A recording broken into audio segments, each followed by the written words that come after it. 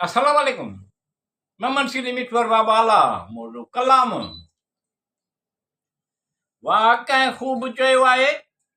सुठी सुहिणी सोच जो ॿिज छटे अमल जो ॿूटो पैदा करणु घुरिजे सुठे सुहिणे अमल जो ॿिज छटे हिकु सुठी सुहिणी आदत पैदा करणु घुरिजे वाकई खूब चयो आहे सुठी सुहिणी सोच जो ॿिज छटे अमल जो ॿूटो पैदा करणु घुरिजे सुठी सुहिणे अमल जो ॿिज छटे हिकु सुठी सुहिणी आदत पैदा करणु घुरिजे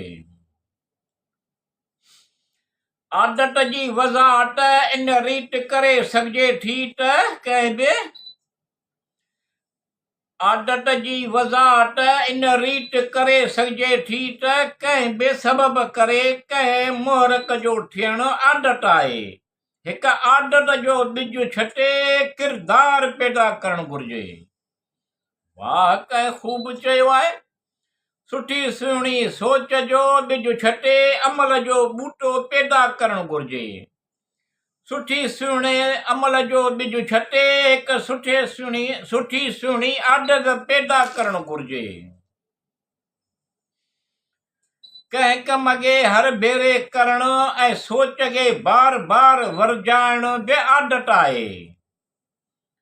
कंहिं कम खे हिकु भेरे करणु ऐं सोच खे बार बार वरजाइण बि आदत आहे हिकु किरदार जो ॿिज छटे पंहिंजी क़िस्मत पैदा करणु घुरिजे वाकई खूब चयो आहे सुठी सुहिणी सोच जो ॿिज छटे अमल जो ॿूटो पैदा करणु घुरिजे सुठी सुहिणे अमल जो ॿिज छटे हिकु सुठी सुहिणी आदत पैदा करणु घुरिजे इन आदत मूजिबि ई कमु करणो पवे थो इहो सम्झणु बिल्कुलु सवलो आहे इन आदत मूजिबि ई कमु करणो पवे थो इहो सम्झणु बिल्कुलु सवलो आहे कामयाब माण्हुनि जीअं सुठी सुहिणी आदत कामयाब माण्हुनि जीअं सुठी सुहिणी आदत इख़्तियार करणु घुरिजे वाकई खूब चयो आहे सुठी सुहिणी सोच जो ॿिज छटे अमल जो ॿूटो पैदा करणु घुरिजे सुठे सुहिणे अमल जो ॿिज छटे हिकु सुठी सुहिणी आदत पैदा करणु घुरिजे सुठी सुहिणी सोच कामयाब माण्हू सवेर उथंदा आहिनि सुठी सुहिणी सोच कामयाब माण्हू सवेर उथंदा आहिनि कामयाब आदतुनि मां हिकु इहा बि आहे त सुबुह जो सवेर उथणु घुरिजे वाकई खूब चयो आहे सुठी सुहिणी सोच जो ॿिज छटे अमल जो ॿूटो पैदा करणु घुरिजे सुठी सुहिणे अमल जो ॿिज छटे हिकु सुठी सुहिणी आदत पैदा करणु घुरिजे सवेर उथण जी आदत सबबि कमकार में मज़ो ईंदो आहे सवेर उथण जे आदत सबबि कमकार में मज़ो ईंदो आहे अलार्म वॼे त उन महिल ते उथी तयारु थी कम ते वञणु घुरिजे वाकई खूब चयो आहे सुठी सुहिणी सोच जो ॿिज छटे अमल जो ॿूटो पैदा करणु घुरिजे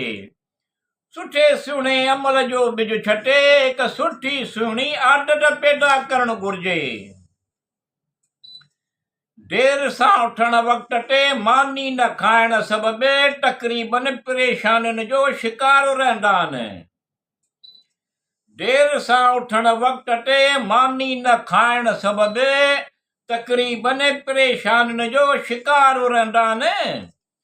सुबुह जो सवेर उथण सां सिहत बि बहितर रहे थी ऐं माण्हू ताज़ो तवानो रहे थो वक़्त ते नाश्तो करणु घुरिजे